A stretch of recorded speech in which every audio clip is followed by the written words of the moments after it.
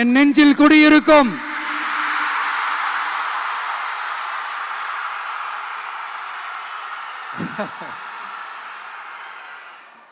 நாட்டுக்காக உழைப்பதற்கு அண்ணா பிறந்தார்.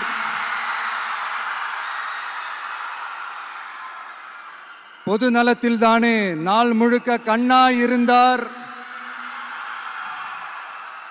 அப்படின்ட்டு எம்ஜிஆர் அவர்கள் ஒரு பாட்டு ஒன்று பாடியிருக்கிறாங்க, கேட்டிருப்பீங்க. அப்படிப்பட்ட நம்ம காஞ்சி தலைவர்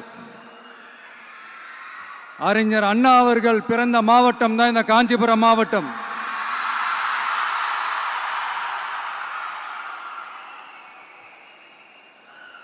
தன்னுடைய வழிகாட்டின்றதுனாலேயே தான் ஆரம்பிச்ச கட்சியினுடைய கொடியில அறிஞர் அண்ணா அவர்களை வச்சவர் எம்ஜிஆர்.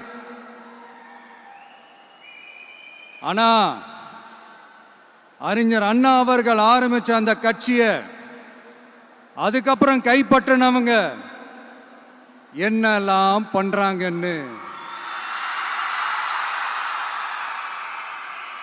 நான் சொல்லிதான் உங்களுக்கு தெரியணுமா என்ன?